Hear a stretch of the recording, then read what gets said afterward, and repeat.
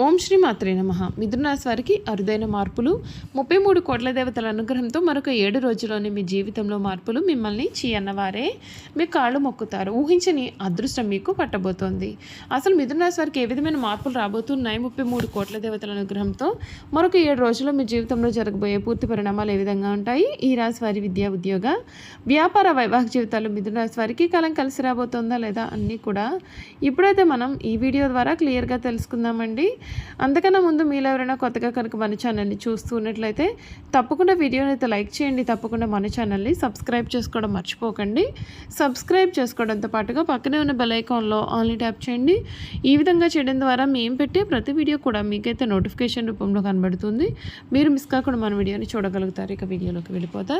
మృగశిర 3, 4 పాదములు, ఆరుద్ర 1, 2, 3, 4 పాదములు, పునర్వసు 1, 2, 3 పాదాలు ఎవరైతే జన్మించి ఉంటారో వారు మిథున రాశికి చెందుతారు. దంపతులు ఈ రాశికి చిహ్నంగా శాస్త్రాలు యందు చెప్పబడి ఉంది. ఈ రాశి విశ్వభవ రాశి మరియు వాయుతత్వ రాశి. సన్నని పాదాలు, నిశ్చితమైనటువంటి దృష్టి వీరు కలిగి ఉంటారు. వీరు కుశాగ్ర బుద్ధి కలిగి ఉంటారు. ఇతరుల అభిప్రాయానికి తగ్గ ప్రవర్తన కలిగి ఉంటారు. వీరు కాలానుగుణంగా ప్రవర్తిస్తూ ఉంటారు. ఈ రాశి వారి చక్కటి శారీరక నిర్మాణాన్ని కలిగి ఉండి వయసు కనిపించని యువకళ కలవారుగా ఉంటారు. వార్ధక్యం వచ్చే వరకు కూడా వీరు వయసులో చిన్న వారి వల్ల కనిపించారు. వీరు పొడవుగా నిటారైన దేహాన్ని, ఆజానుబోధత్వాన్ని కలవారుగా ఉంటారు. మిథున రాశి వారు చాలా తెలివితేటలు కలవారుగా ఉంటారు.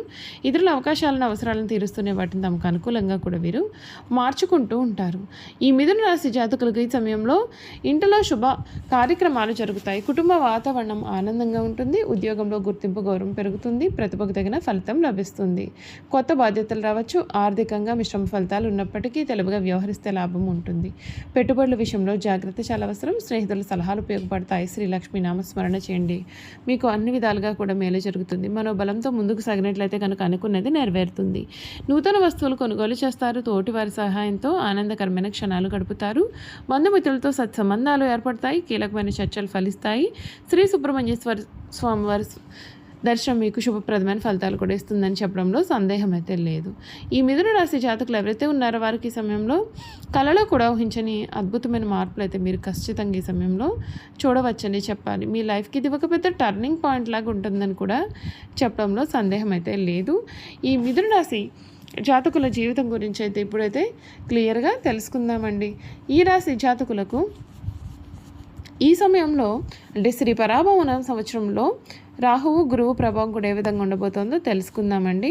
ఈ రాశి జాతకులకు శ్రీ పరాభవ నామ సంవత్సరం రాహు యొక్క అనుగ్రహంతో డిసెంబర్ 4, 2026 వరకు శుభ ఫలితాలకు అవకాశం కనిపిస్తుంది. ఆ తర్వాత ఈ ఏడాది ముగింపు వరకు ప్రతికూలమైన ఫలితాలు ఎదురే అవకాశం ఉంటుంది. ఈ కాలంలో మీకు అనవసరంగా ఖర్చులు పెరగవచ్చు.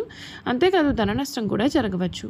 వ్యక్తిగత జీవితంలో రాహు స్థానం బలహీనంగా ఉంటేనో లేదా కాలసర్ప దోషం కలిగినటువంటి వారు ఈ ఏడాది చాలా జాగ్రత్తగా ఉంటే మేలు. ఎందుకంటే మీకు ఎక్కువ ప్రతికూల ఫలితాలు వచ్చే అవకాశం ఉంటుంది. ఈ పరిస్థితుల ప్రభావం నుండి ఉపశమనం పొందడానికి రాహుగ్రహ శాంతి చేయడం మంచిది.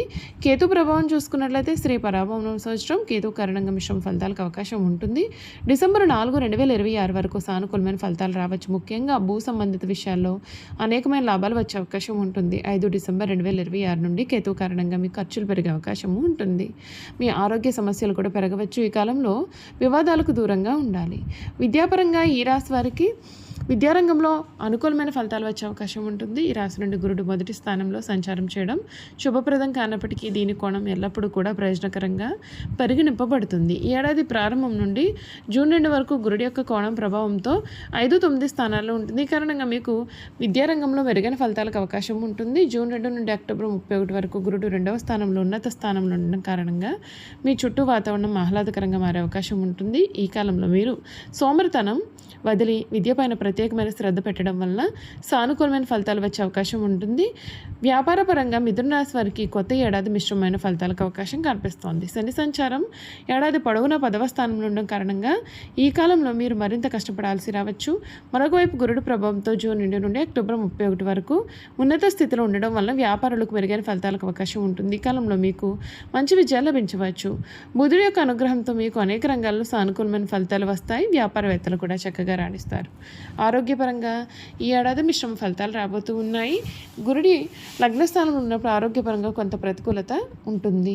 దాదాపు జూన్ 2వ తేదీ వరకు కూడా ఇదే పరిస్థితి ఉండవచ్చు. ఆ తర్వాత గురుడు 2వ స్థానంలో అక్టోబర్ 31వ తేదీ వరకు కూడా ఉంటాడు. ఈ స్థానంలో ఉన్న సమయంలో ఆరోగ్యపరంగా మంచి ఫలితాలు ఉంటాయి. అయితే మీరు సరైన ఆహార నియమాలు పాటించడం వలన సమస్యల నుండి మీకు పూర్తి ఉపశమనం లభిస్తుంది. క్రమం తప్పకుండా వ్యాయామం చేయడం వలన శని గురుడి ప్రతికూలమైన ఫలితాల నుండి ఉపశమనం కూడా మీకు రావచ్చు.